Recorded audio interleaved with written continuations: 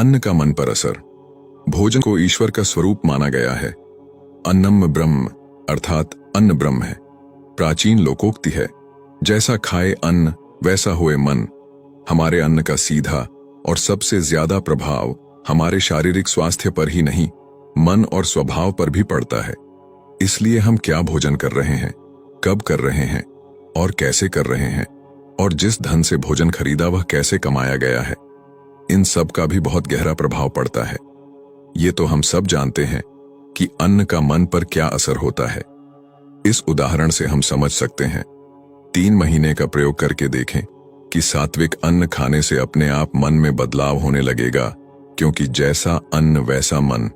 सात्विक अन्न सिर्फ शाकाहारी भोजन नहीं, बल्कि परमात्मा की याद में बनाया गया भोजन है।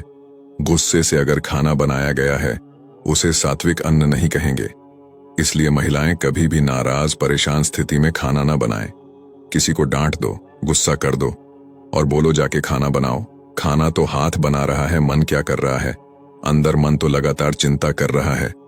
तो वो सारे वाइब्रेशन खाने के अंदर जा रहे हैं। 3 प्रकार का भोजन होता है।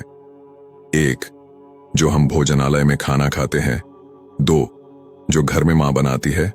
और तीसरा, जो हम मंदिर और गुरुद्वारे में खाते हैं। तीनों के वाइब्रेशन अलग अलग होती है। पहला, जो रेस्टोरेंट में खाना बनाते हैं उनके वाइब्रेशन कैसे होते हैं? आप खाओ और हम कमाएं। जो ज्यादा बाहर खाता है उसकी वृत्ति धन कमाने के अलावा कुछ और सोच नहीं सकती है, क्योंकि वो खाना ही वही खा रहा है। दूसरा, घर में जो मां खाना बनाती है वो बड़े प्यार से खाना बनाती है।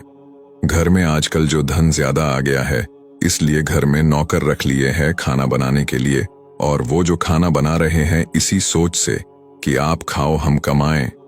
एक बच्चा अपनी मां को बोले कि 1 रोटी और खानी है तो मां का चेहरा ही खिल जाता है। कितनी प्यार से वो रोटी बनाएगी कि मेरे बच्चे ने रोटी तो और मांगी, तो वो उस रोटी में बहुत ज्यादा प्यार भर देती है। अगर आप अपने नौकर को बोलो 1 रोटी और खानी है, वो सोचेगा रोज 2 रोटी खाते हैं, आज 1 और चाहिए, आज ज्यादा भूख लगी है, अब तो आटा भी खत्म हो गया, अब और आटा गूंथना पड़ेगा 1 रोटी के लिए। ऐसी रोटी नहीं खानी चाहिए। तीसरा, जो मंदिर और गुरुद्वारे में खाना बनता है, प्रसाद बनता है, वो किस भावना से बनता है कि वो परमात्मा को याद करके खाना बनाया जाता है। क्यों ना हम अपने घर में परमात्मा की याद में प्रसाद बनाना शुरू कर दें।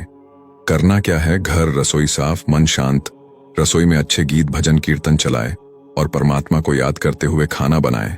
घर में जो समस्या है उसके लिए जो समाधान है उसके बारे में परमात्मा को याद करते हुए खाना बनाए। परमात्मा को कहे मेरे बच्चे के कल परीक्षा है, इस खाने में बहुत ताकत भर दो, शांति भर दो, ताकि मेरे बच्चे का मन एकदम शांत हो, ताकि उसकी सारी टेंशन खत्म हो जाए। परमात्मा मेरे पति को कारोबार में बहुत टेंशन है और वो बहुत गुस्सा करते हैं, मैं इस खाने में ऐसी शक्ति भरूं कि उनका मन शांत हो जाए। यही कारण है कि जैसा अन्न वैसा मन। जादू है खाने में।